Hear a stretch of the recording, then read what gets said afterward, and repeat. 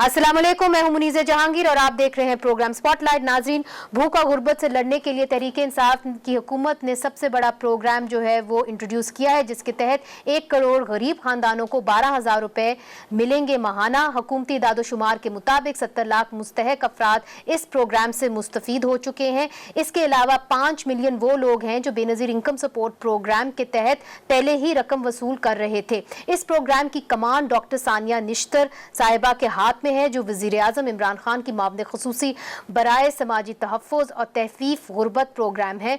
इसके अलावा वो बेनज़ीर इनकम सपोर्ट प्रोग्राम की चेयरपर्सन भी हैं। डॉक्टर सानिया साहिबा, बहुत शुक्रिया, आपने हमें अपना कीमती वक्त दिया। यकीनन ये बहुत बड़ा प्रोग्राम है, बड़ा एम्बिशियस प्रोग्राम है। 12,000 रुपये माहाना आप इतने ज़्यादा लोगों को दे रहे हैं, तो मुझे ये बताइए कि सबसे बड़ा चैलेंज अब तक आपके लिए क्या रहा है? जी, पहले तो शुक्रिया, आपने अपना प्रोग्राम फोकस किया एहसास इमरजेंसी कैश पे। चैलेंजेस के हवाले से मेरे ख़्याल से सबको ये जो स्केल ऑफ द चैलेंज है वो अप्रिशिएट करना चाहिए, क्योंकि हम 1 करोड़ 20 लाख ख़ानदानों को कैश दे रहे हैं ऐसे माहौल में जहाँ पे लॉकडाउन्स इन इफ़ेक्ट थे। लॉकडाउन्स जो दफ़ा 144 है, सेक्शन 144, वो अभी बहुत जगह लागू था। ये लॉकडाउन्स में नरमी तो पिछले 48 घंटे में आई है, मगर जब ये पिछले 1 महीने से हमारी पेमेंट्स हो रही थी तो लॉकडाउन्स थे, सेक्शन 144 इन इफ़ेक्ट था।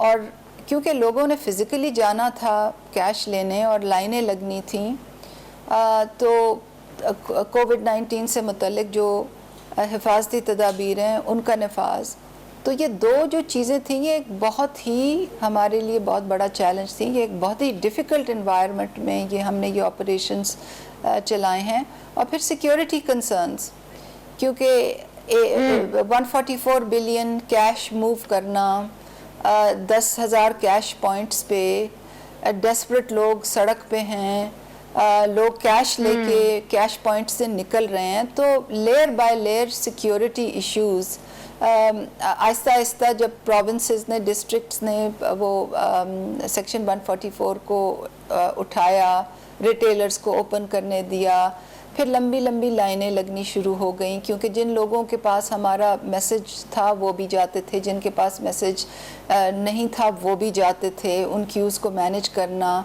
फिर फ्रॉडस्टर्स को मैनेज करना, उनके खिलाफ एक्शन, क्योंकि जितने ज़्यादा कैश आप पुश आउट करेंगे उतने ही ज़्यादा ये बदउनवान अनासर मुतहर्रिक हो जाते हैं, इन मासूम लोगों से पैसे काटने लगते हैं।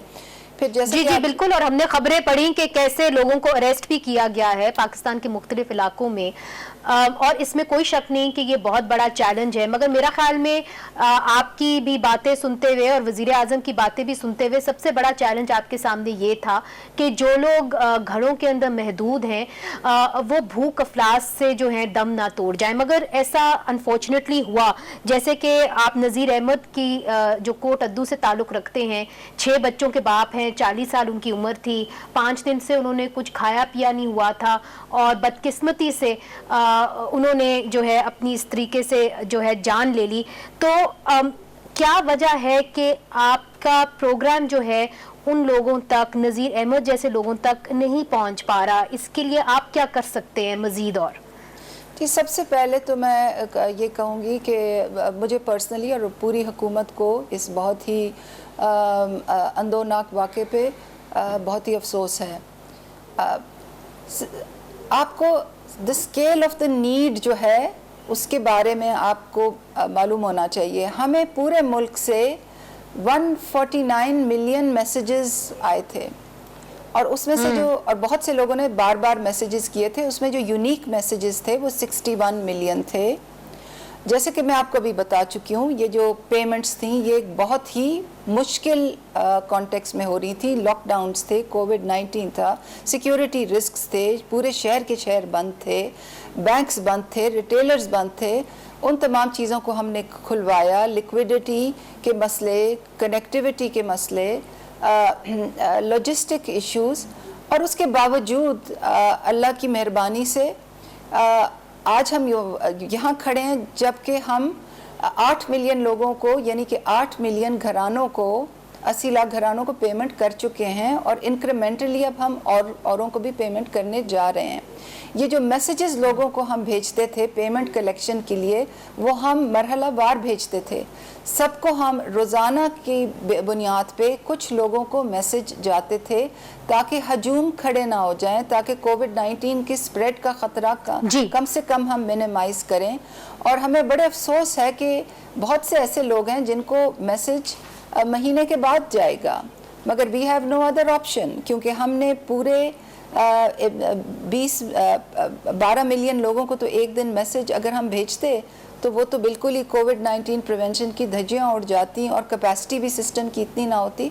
तो मेरे ख्याल से कि इन अफसोसनाक वाक़यों को जिन पे तमाम कौम को दुख है, इनको उन गवर्नमेंट की कैपेबिलिटी के तनाजुर में देखना चाहिए, कवायद व ज़वाबित के तनाजुर में देखना चाहिए, उन SOPs के तनाजुर में देखना चाहिए जो लोगों की हिफाजत के लिए बनाई जा रही हैं। जो डॉक्टर सानिया आप दुरुस्त फरमा रही हैं, मगर एक सवाल किया जाता है, और मुझे पता है कि आप एक टेक्नोक्रेट हैं, आपका जो काम है हेल्थ सेक्टर में इस हुकूमत के आने से पहले भी रहा है, मगर एक सवाल जो पार्लियामेंट के अंदर भी उठाया जाता है जिसके तहत एक तनकीद भी होती है कि जो एहसास प्रोग्राम है ये तब शुरू हुआ जब लॉकडाउन ज़्यादा सख्त था, और उसके अंदर हमने देखा कि लंबी लंबी लाइनें जो हैं वो लग गई, और हमने बल्कि एक रिपोर्ट भी चलाई जिसके तहत हमने दिखाया कि कैसे मुल्तान में अनफॉर्चुनेटली एक बहुत बुरा वाक़या हुआ जहाँ पे एहसास प्रोग्राम के एक पॉइंट के ऊपर एक खातून जो है दम तोड़ गई। फिर 7 मई को साहिब बीबी जो है सरगोदा से वो भी दम तोड़ गई। तो आपने कुछ अपने SOPs अब और मज़ीद देखे हैं ताकि इस किस्म के जो अफसोसनाक वाक़यात हैं वो इस इतने अच्छे प्रोग्राम के ऊपर जो है ज़्यादा हावी ना हो जाए? बिल्कुल आप जो फरमा रही हैं, अफसोसनाक वाक़े जहाँ भी इस किस्म की कैश कलेक्शंस होती हैं, जहाँ भी मैस गैदरिंग्स होती हैं, वहाँ ऐसे अफसोसनाक वाक़े होते हैं। हम पूरी कौम को उन पे दुख है, मगर आप इस बात को भी तो मलहूज़ रखें ना कि आज एक महीने के बाद 80 लाख ख़ानदान और हर ख़ानदान में 7 लोग होते हैं, उनके पास 12,000 रुपये कैश उनके हाथ में आ गया है और वो अपने राशन और दीगर ज़िंदगी की ज़रूरियात उनसे पूरी कर रहे हैं। और ये हमने पूरी तरह कवायद व ज़वाबित के मुताबिक किया है, पूरी तरह शफाफियत को मलहूज़ रख के किया है। इसमें कोई बदउनवानी नहीं हुई, इसमें हुकूमत की तरफ से इसमें कोई हुकूमत की तरफ से बुरी नीयत नहीं थी। इसमें तमाम वफाक की इकाइयाँ इतने जो हैं उनको लेवल प्लेइंग फील्ड दिया गया, वो इक्वल फुटिंग पे शामिल हैं, कतई नज़र इस बात से कि कोई सूबा किस सियासी जमात से ताल्लुक़ रखता है, आज इस कैश प्रोग्राम में शामिल है और बैनुल अक़वामी सतह पे इस कैश प्रोग्राम की पजीराई हो रही है। तो मेरे ख्याल से डॉक्टर सानिया ज़रूर आपकी जो हमने देखी है, आपकी काविशें हमने देखी, बल्कि हाल ही में हमने एक वीडियो देखी जहां पे आप बुर्का पहन के एक एहसास प्रोग्राम के सेंटर के अंदर चली गई, ये डिटरमिन करने के लिए कि सही तरीके से चल रहा है कि नहीं। इसमें कोई शक नहीं कि एहसास प्रोग्राम के अंदर आपकी जो कमिटमेंट है वो सबको नज़र आ रही है, मगर एक तनकीद जो होती है और नाकदीन ये कहते हैं, बल्कि नेशनल असम्बली में भी ये बार बार बिलावल भुट्टो ज़रदारी कहते रहे, उन्होंने कहा कि बेनज़ीर इनकम सपोर्ट प्रोग्राम का ऑलरेडी एक ढांचा मौजूद था, तो उसके तहत कार्ड के जरिए खवातीन को वो पैसे वो रकम मिल जाती थी 9,000 माहाना। तो क्यों ना एहसास प्रोग्राम का भी वही ढांचा होता, ख़ास तौर पे ऐसे वक्त में जहाँ पे वबा एक दूसरे को लग सकती है, ताकि लोगों को ये जो आपने 1700 या 1900 सेंटर बनाए हैं उधर आना ही ना पड़ता। क्या ये आपके लिए मुश्किल था करना, स्ट्रक्चर ऐसा बनाना जिस तरह के बेनज़ीर इनकम सपोर्ट प्रोग्राम का है? जी, सबसे पहले तो मैं आपको ये बताती जाऊं कि जो कार्ड्स जो थे, जो BISP के कार्ड्स होते थे, उन पे ना शिनाख्ती कार्ड नंबर होता था, ना उस पे तस्वीर होती थी, ना औरत का नाम होता था, और कार्ड से चोरी बहुत ज़्यादा आम थी। जो एहसास का डिजिटल पेमेंट सिस्टम है वो 100% बायोमेट्रिक डिजिटल पेमेंट सिस्टम है, जो कि एक बेस्ट प्रैक्टिस होती है। सबसे पहले तो मैं आपको ये बताती चलूँ, और अगर कार्ड का सिस्टम होता भी इस वक्त तो लोगों को कार्ड से पैसे ड्रॉ करने के लिए एजेंट्स के पास ही आना होता, ATMs میں بھی جانا ہوتا. تو یہ آرگیومنٹ کہ کارڈز کے ہونے سے گھر پہنچ جاتے پیسے, یہ تو بالکل ہی ٹیکنیکلی صحیح آرگیومنٹ نہیں ہے. تو آئی تھنک آپ کو آن دا میرٹ آف تھنگز چیزوں کو اینالائز کرنا چاہیے. 2019 میں ہم نے ایک پروکیورمنٹ پروسیس شروع کیا تھا جس کے ذریعے 2 کمرشل بینکس, ایک ٹرانسپیرنٹ پروکیورمنٹ پروسیس. دوسرا, میں آپ نے جو بات کی, you are very kind in saying کہ میں ایک ٹیکنیکل پرسن ہوں, میں بہت کمیٹڈ ہوں, مگر یہ جو احساس کیش پیمنٹس ہیں اس میں تمام حکومت کی نیک نیتی شامل ہے. یہ بہت اہم ہے لوگوں تک یہ بات پہنچانی کہ پرائم منسٹر اور کیبنٹ یہ پوری طرح اس بات پہ, اور پوری حکومت اس بات پہ متحرک تھی کہ یہ جو کیش ڈسبرسمنٹس ہیں یہ ہم نے پوری شفافیت کے ساتھ, پوری قواعد و ضوابط کو ملحوظ رکھ کے اور نیک نیتی سے اور سیاسی مداخلت کے بغیر یہ ہم نے کرنا ہے, اور یہ پریکٹیکلی کام ہم نے کر کے دکھایا ہے. آج ڈاکٹر صاحبہ جی ایک چیز کلیئر کر دیجئے کہ 35 لاکھ لوگ, اگر میں غلط نہیں ہوں, ان کا جو ڈیٹا ہے وہ مختلف اضلاع سے ڈی سی او جو ہے اس کی لسٹ کو ویریفائی کریں گے. Is that correct? That is not اور correct. آپ تک بھیجیں گے. That is not correct. That is not correct. That is اچھا not, ٹھیک ہے. respectfully, and let me explain. یہ جو تھرڈ کیٹیگری تھی وہ کیوں بنائی گئی تھی؟ وہ اس لیے بنائی گئی تھی کہ جو سیکنڈ کیٹیگری میں جو ڈیٹا بیس سے لوگ چیک ہونے تھے, کیونکہ ڈیٹا بیس 10 سال پرانا تھا, we wanted to give the benefit of doubt ان لوگوں کو جو ڈیٹا بیس میں شامل نہیں ہو سکے تھے.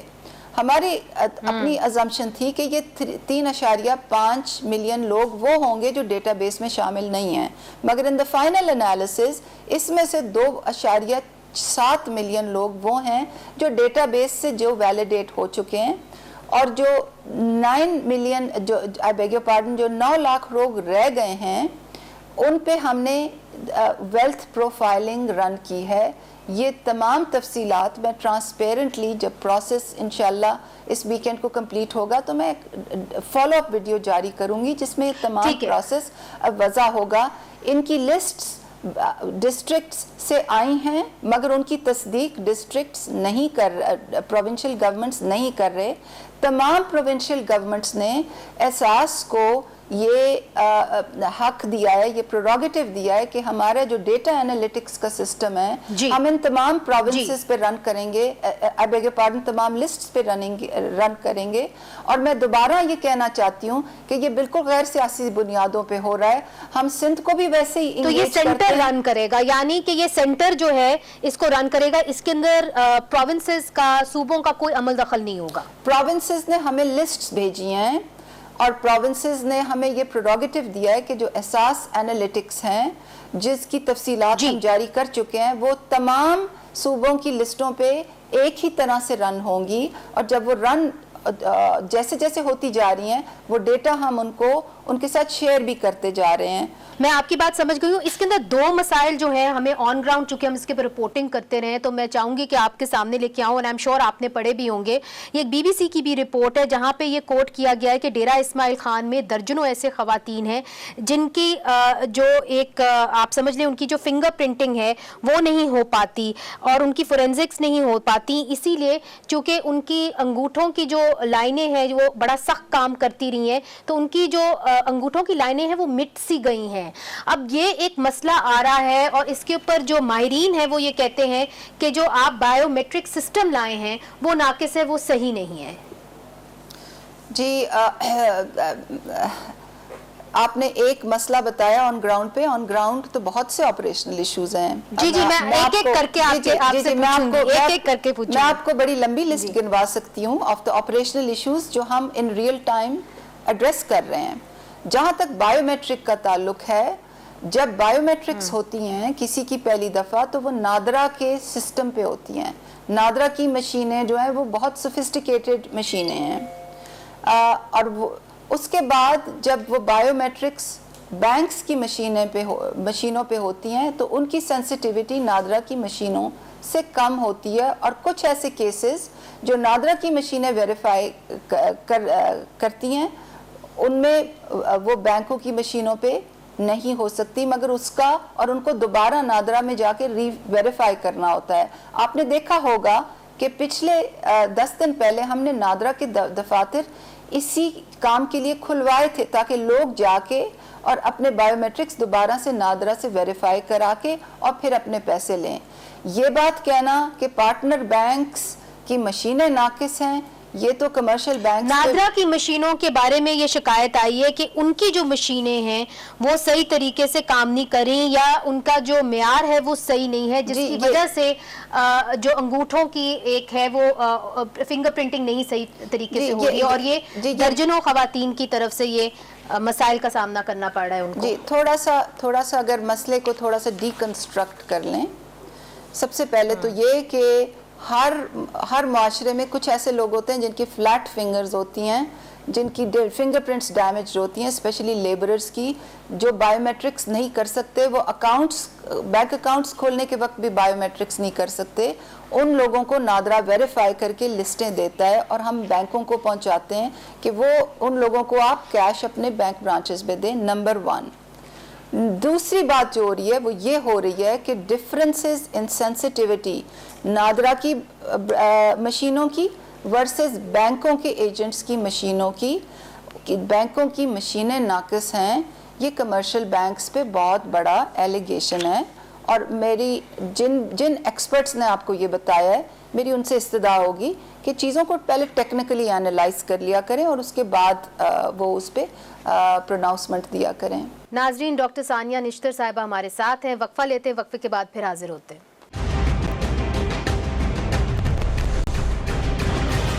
ڈاکٹر صاحبہ, جو بی ایس پی کا پاورٹی سکور کارڈ تھا وہ بنا تھا 2009-2010 میں. تب دہشت گردی جو تھی بلوچستان میں تھی, خیبر پختونخوا میں تھی, اور اس کے نتیجے میں بہت سارے ایسے علاقے تھے جو اس سے مستفید نہیں ہو سکے. تو جو پشتون ہیں بلوچ علاقوں میں, وہ یہ کہتے ہیں کہ 1,50,000 پشتونز کے تو سی این آئی سی ہی اس وقت بلاک تھے, اور جس کے نتیجے میں وہ بی ایس پی سے بھی B I S P program سے مستفید نہیں ہو سکے. اب یہ جتنے بھی لوگ بی آئی ایس پی سے باہر رہ گئے تھے, چاہے وہ پشتون ہیں بلوچستان کے اندر, خیبر پختونخوا کے کچھ علاقے ہیں, پھر ٹرانسجنڈرز بھی ہیں, خواجہ سرا بھی ہیں جو اس سے مستفید نہیں ہو رہے, ان کے بارے میں ان کو انکلوڈ کرنے کے لیے آپ کیا کریں گے؟ آپ نے بہت اچھا کیا کہ یہ سوال کیے کہ مجھے موقع ملا کہ میں ان کی پہ ڈیٹیل بتا سکوں. سب سے پہلے تو جو آپ نے پشتون بھائیوں کی بات کی ہے, جو اسپیسیفک ایشو ہے وہ وزیرستان کا ہے, کیونکہ 2010 میں جب سروے ہوا تھا تو اس میں وزیرستان میں سروے نہیں ہو سکا تھا, اور وہ کن وجوہات. بلوچستان کا بھی کہتے ہیں, قطع کلامی معاف, مگر بلوچستان کے علاقوں کے اندر بھی کہا جاتا ہے کہ وہاں پہ بھی سروے نہیں ہو پایا صحیح طریقے سے. جی, کیونکہ وہاں پہ اس وقت دہشت گردی کی لہر اٹھی ہوئی تھی. جی, جن علاقوں میں سروے نہیں ہوا, خصوصاً وزیرستان ایک بہت بڑا ایریا ہے جہاں تو سروے بالکل ہی نہیں ہوا تھا, اس لیے یہ لوگ کیٹیگری 1 اور کیٹیگری 2 آف احساس ایمرجنسی کیش میں شامل نہیں ہیں.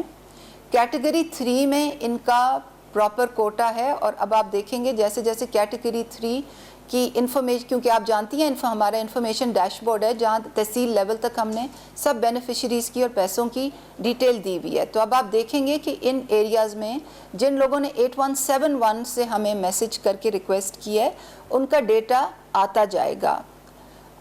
نمبر 1. نمبر 2, جب ہمارا جیسے ہی یہ کووڈ کی ایمرجنسی ختم ہوگی, ہماری تمام تیاریاں نئے سروے کی لیے مکمل ہیں, اور ہم جب نیا سروے کریں گے تو وہ انشاءاللہ تمام ملک میں نیا ڈیٹا آئے گا اور اس کی بنیاد پہ آن گوئنگ اسسٹنس پرووائڈ کی جائے گی.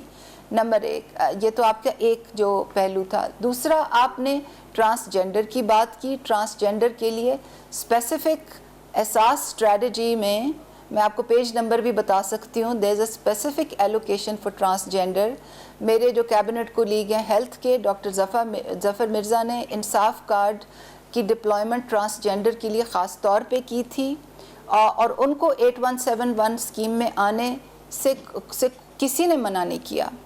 تیسری بات جو آپ نے کی ہے کہ غیر شادی شدہ لوگوں کو اس میں خواتین ہاں, آپ یو ہیو ٹو انڈرسٹینڈ کہ اس کا پرنسپل کیا ہے. دیکھیے, ہمارے لیے ہم جب اسسٹنس دیتے ہیں تو وہ فیملی میں ایک انڈیویجول کو دیتے ہیں، ایک انڈیویجول کو دیتے ہیں، اور اس کے لیے اگر ہم ان میرڈ لوگوں کو اس میں شامل کر دیں تو پھر ایک گھر کے سارے بچے اس میں ایلیجیبل ہوں گے اور ہمارے لیے وہ فیملی چیک لگانا مشکل ہو جائے گا۔ ہاں اب ہم نے ایکسیپشنز کیے ہیں کہ اگر کوئی ایلڈرلی ابو اے کٹ آف پوائنٹ کوئی ان میرڈ خاتون ہو تو وہ پھر ایلیجیبل ہو جاتی ہے، اور ہم ہر ان میرڈ خاتون کو یہ کہتے ہیں کہ جیسے ہی وہ شادی ہو تو وہ اپنے آپ کو as a separate family Nadira میں رجسٹر کریں تاکہ ان کی جو ان کا خاندان ہے وہ اس کو ہمارے سسٹم میں ایک ایز اے سیپریٹ خاندان ہم ان کو ڈیل کریں۔ تو یہ تمام جو ڈاکٹر صاحبہ بھٹے مزدوروں کا بھی ایک ایشو ہے، اور آپ نے دیکھا ہوگا کہ مے ڈے تھا، مزدوروں کا عالمی دن ابھی گزرا ہے، تو انہوں نے یہ مطالبہ کیا ہے کہ بھٹے پہ جتنے بھی لوگ کام کر رہے ہیں ان کو بھی احساس پروگرام کا حصہ بنایا جائے، چونکہ اکثر ایسا ہوتا ہے کہ جو منیمم ویج ہے ان کو اس سے بھی کم مل رہا ہوتا ہے۔ جی دیکھیے، ہمارے جو احساس کیش میں ابھی تک جن لوگوں کو معاونت ملی ہے اس میں بہت بڑی پرسنٹیج جو ہے وہ دہاڑی دار مزدوروں کی ہے۔ اس کے علاوہ وزیر اعظم نے ایک پورٹل کھولا ہوا ہے کہ جن کی جاب گئی ہے یا مزدوروں کی ڈیلی ویج جو ہے لیبر کی وہ افیکٹ ہوئی ہے، وہ اس پہ اپلائی کریں، اور وہ 8171 اسکیم تو سن سیٹ ہو گئی ہے مگر وہ پورٹل ابھی بھی کھلا ہوا ہے۔ تو جو بھی حکومت سے امداد چاہتا ہے ان سے میری یہی ریکویسٹ ہوگی کہ وہ کائنڈلی جو چینلز ہیں ان کو استعمال کریں، کیونکہ بہت سے لوگ مجھے خط بھیج دیتے ہیں تو میں اس خط پہ ایکشن نہیں لے سکتی۔ آپ سروے میں آئیں، یہ تو ریگولر ہماری چیز ہے، سروے میں اپنے قوائف جمع کرائیں۔ 8171 اسکیم ڈیمانڈ سائڈ اسکیم تھی، ڈسٹرکٹ ایڈمنسٹریشنز کا دروازہ تھا تمام پروونسز میں، اب لیبر پورٹل ہے، اس پہ آپ اپلیکیشنز ڈالیں تاکہ ہم قواعد و ضوابط کے مطابق ایک شفاف طریقہ کار سے آپ کو یا تو امداد دے دیں، اور اگر نہ دیں تو اس کی وجہ بتا دیں۔ ڈاکٹر صاحبہ آخری سوال آپ سے، جو شاید سب سے بڑی تنقید ہوتی ہے احساس پروگرام کے اوپر، مجھے پتا ہے کہ آپ ٹیکنوکریٹ ہیں مگر آخرکار اب ہم نے جو موجودہ حالات ہیں اسی کے تحت سارے پروگرامز بھی بنانے ہیں۔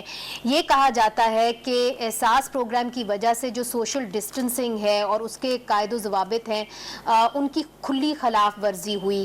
کیا آپ سمجھتی ہیں کہ اس ماحول کے اندر یہ بالکل ناممکن تھا کہ آپ ایک اس قسم کا سسٹم بناتی جہاں پہ خواتین کو ان سینٹرز پہ نہ آنا پڑتا؟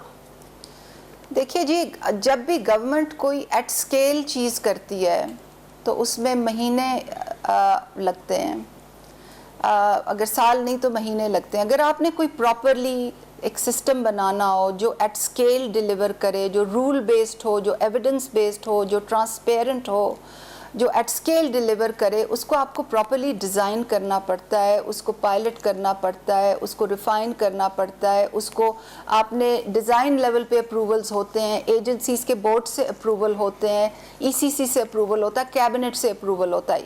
گورنمنٹ میں ایٹ سکیل چیز کرنا کوئی کوئک اینڈ ڈرٹی چیز نہیں ہوتی، اسپیشلی جب آپ نے ٹرانسپیرنسی کو انشور کرنا ہے، رولز سے کمپلائنس انشور کرنی ہے۔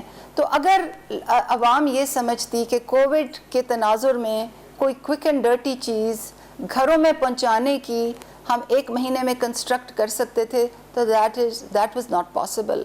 گورنمنٹ تو بے نظیر انکم سپورٹ پروگرام کے سٹرکچر کو آپ یوز نہیں کر سکتے تھے، جو ایک بات بار بار کہی جاتی ہے نیشنل اسمبلی کے فلور کے اوپر بھی۔ دیکھیے آپ، میرے خیال سے اگر لوگ سمجھ جائیں نا کہ احساس کیا ہے اور بسپ کیا ہے تو زندگی سب کی بہت آسان ہو جائے گی۔ بی آئی ایس پی ایک ایگزیکیوٹنگ ایجنسی کا نام ہے، میں اس کی چیئر پرسن ہوں۔ اب میں انٹرویو اس کے ہیڈ کوارٹر میں بیٹھ کے آپ کو دے رہی ہوں۔ ایگزیکیوٹنگ ایجنسی سے پروگرام رن ہوتے ہیں، اور احساس کے 134 پروگرامز میں سے 7 programs B I S P execute کرتی ہے۔ میں دوبارہ سے کہنا چاہتی ہوں to clarify, Ehsaas is a whole of government program, اس کے 134 پروگرامز ہیں جو پبلشڈ اسٹریٹجی ہے، اس میں سے 7 B I S P execute کرتی ہے۔ तो I think the context needs to be, और जो फैक्चुअल चीज़ है उसको समझना बहुत ज़रूरी होता है। और मैं आपको मनीज़े विद योर परमिशन मैं ये भी बताना चाहती हूँ कि जो लोग 8171 की स्कीम से मुस्तफ़ीद नहीं हो सके, जो लोग प्राइम मिनिस्टर पोर्टल से मुस्तफ़ीद नहीं हो सकेंगे, उनके लिए हमारा एक और राशन पोर्टल भी है। अगर आप एहसास की वेबसाइट पे जाएं, ehsas.gov.pk, उसके ऊपर एक राशन पोर्टल का अभी आइकन है। और मैं आपके तवज्जुह से लोगों को कहना चाहती हूँ कि वो वॉलंटियर्स जो हैं वो लोगों को, ज़रूरतमंदों को उस पर रजिस्टर कराएं ताकि हम उनसे पार्टनर्स के थ्रू राशन पहुंचा सकें। तो गवर्नमेंट की बहुत सी एवेन्यूज़ हैं, मगर वो तमाम एवेन्यूज़ जो हैं वो रूल बेस्ड हैं, और अगर आप एक दरवाजे से हेल्प नहीं मिल सकती तो दूसरे से आपको मिल सकेगी। जी, मेरा ख्याल है अगर इसके ऊपर ज़्यादा पब्लिक अवेयरनेस हो, टेलीविज़न के ऊपर ज़्यादा इश्तिहारात आएँ तो शायद आवाम उससे ज़्यादा मुस्तफ़ीद हो सकेगी। बिल्कुल आखिरी सवाल डॉक्टर सानिया निश्तर साहिबा, at the end of this programme what do you hope to achieve? आपके जो टारगेट्स हैं वो क्या होंगे? जब आप अगर उनको रीच कर जाएँ तो आप समझेंगी कि वाकई में हमने अच्छी जो है कारकर्दगी की है। जो ज़रूरत है उसकी स्केल बहुत बड़ी है। मैंने आपको बताया कि हमें 149 मिलियन SMS आए थे। हम अपनी लेबर एक्सपर्ट ग्रुप की रिपोर्ट शाया कर रहे हैं अगले हफ्ते। उसमें ये लिखा गया है कि पाकिस्तान की 2/3 आबादी जो है वो डेली वेजेस पे डिपेंडेंट है, वो पीस रेट वेजेस पे डिपेंडेंट है, वो दिहाड़ीदार लोग हैं, वो मज़दूर तबका है, वो बहुत ज़रूरतमंद हैं जिनकी ज़िंदगियाँ इस क्राइसिस से बुरी तरह मुतासिर हुई हैं। तो हमारी तो कोशिश तो यही है कि हम तमाम लोगों तक पहुँचें, मगर इसमें हमें सबका साथ चाहिए, और सबसे ज़्यादा हमें वसाइल की कमी है कि आपके पास वसाइल काफ़ी हैं? जी, वसाइल तो गवर्नमेंट ने जो भी गवर्नमेंट की कैपेसिटी है वो प्रोवाइड किए हैं, मगर सबसे ज़्यादा मुझे आप जैसे एंकर्स की मदद चाहिए कि वो आवाम को फैक्चुअल चीज़ बताएं, उनको ऐसी चीज़ बताएं जिनमें उनका फ़ायदा हो। आप एज वॉलंटियर्स एक्ट करें, उनको बताएं कि किस वेबसाइट पे अप्लाई कर सकते हैं, उनकी एंग्जाइटी को अले करें, उनके दिल से अबहाम दूर करें, क्योंकि हुकूमत की एक नेक नियति से कोशिश है कि लोगों तक ये असिस्टेंस पहुँचे। और मेरी अपील है मीडिया से कि इसमें आप लोग हमारा साथ दें। हम आपके साथ बिल्कुल खड़े हुए हैं और आप हमारे प्रोग्राम्स में भी ज़्यादा आया करें। पब्लिक अवेयरनेस के लिए भी आप कुछ जो है अपने एड्स जो है मीडिया के ज़रिए आप चलाएं ताकि लोगों को इसके हवाले से आगाही हो। बहुत बहुत शुक्रिया डॉक्टर सानिया निश्तर साहिबा and wish you the best of luck. तो नाजरीन, डॉक्टर सानिया निश्तर साहिबा ये कह रही थी कि एहसास प्रोग्राम का एक बाकायदा वेबसाइट है, एहसास प्रोग्राम के ज़रिए आप लोग मुस्तफ़ीद हो सकते हैं, मगर आपको उसके लिए उसके जो कायदो ज़वाबित हैं उसके ऊपर पूरा उतरना होगा।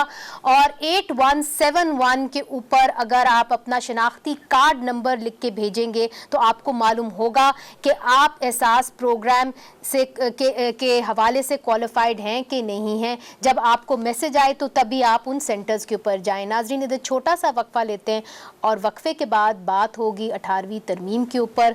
क्या सूबों के बजट के अंदर कटौती होगी या नहीं होगी, इसके ऊपर बात होगी वक्फे के बाद।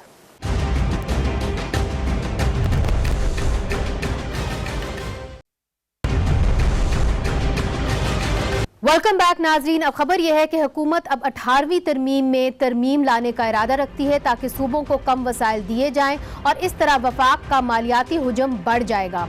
हमारी खबर यह है कि इसके लिए वफाक 2 ऑप्शंस पर गौर कर रही है। आइन की शिक 160(3)A में तरमीम करे, क्योंकि इस शिक के तहत सूबों को पिछले NFC अवार्ड से कम हिस्सा नहीं मिल सकता और हुकूमत कुछ ऐसा करेगी कि इस शिक में ही तरमीम कर दी जाए।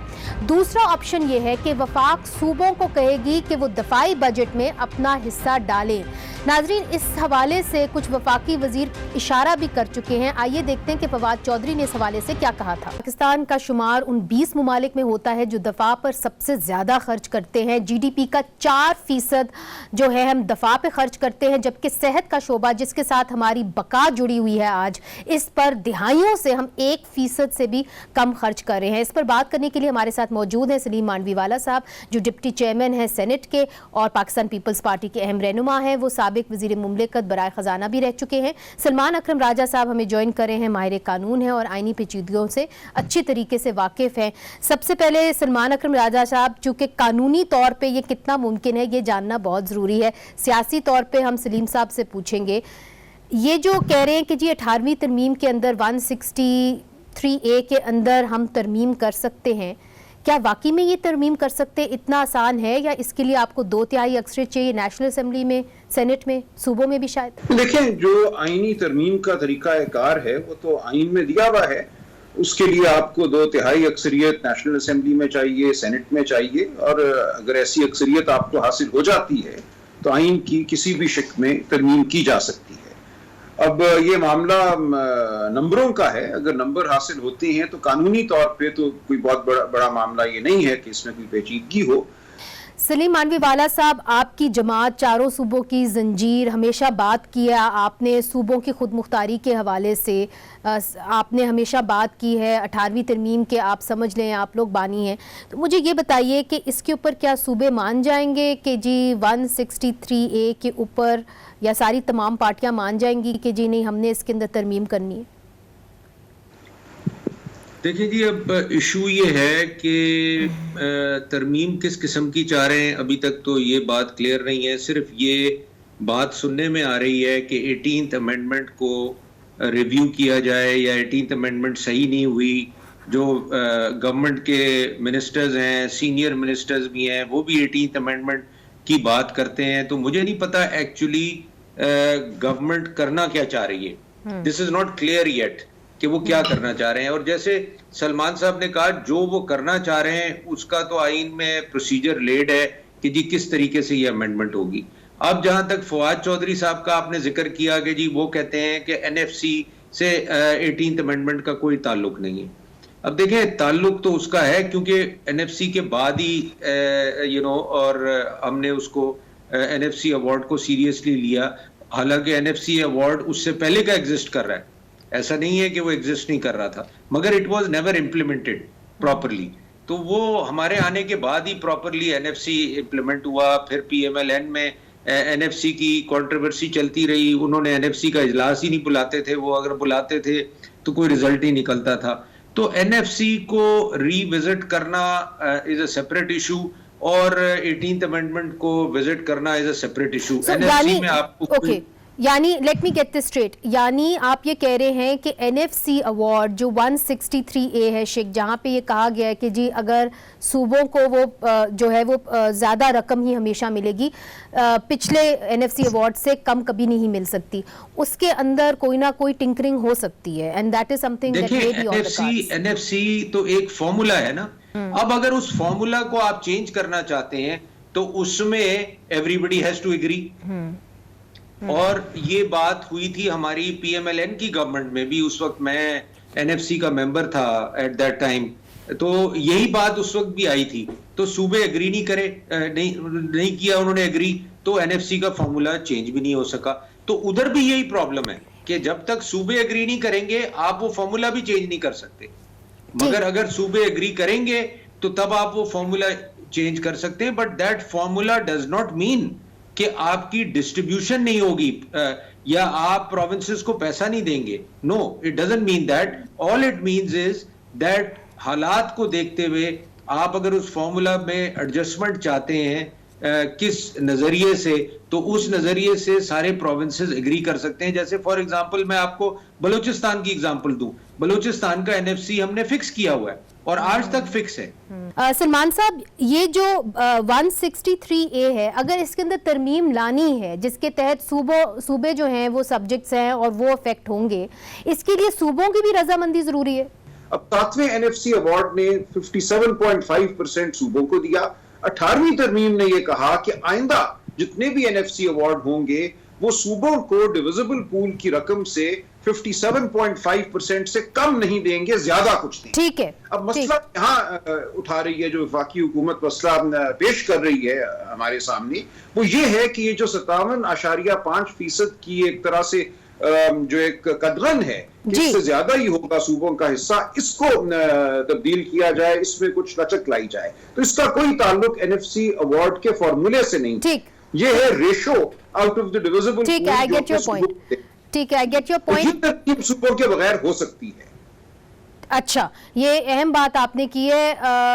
سلیم مانوی والا صاحب, یہ بتائیے کہ یہ بھی بات ہو رہی ہے, جس طرح کہ آپ نے فواد چودھری صاحب کی بات سنی, انہوں نے کہا کہ صوبوں کو چاہیے کہ جو ہمارے اخراجات ہیں, جس طرح کہ ہمارے قرضے ہیں اور ہمارا جو ڈیفنس بجٹ ہے, اس کے اوپر صوبوں کو کنٹریبیوٹ کرنا چاہیے, اپنا حصہ ڈالنا چاہیے.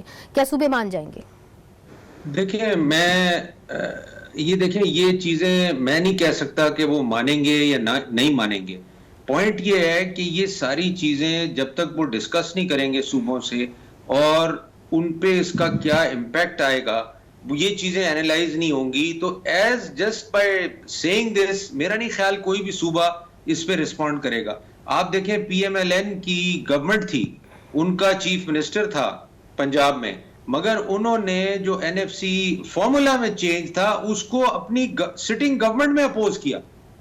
تو میں نہیں سمجھتا کہ اٹ از دیٹ سمپل کہ آپ چینج کر کے کوئی نئی چیز اس میں لے آئیں. اور جیسے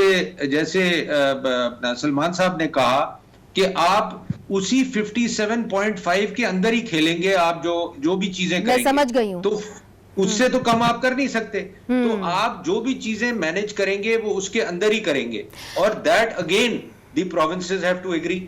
جی, اس کے لیے کیا قانونی چارہ جوئی ہوگی کہ جو صوبے ہیں وہ ڈیفنس کا, قرضوں کا اپنا حصہ فیڈرل میں ڈالیں؟ اس کے لیے کوئی قانونی چارہ جوئی کرنی ہوگی؟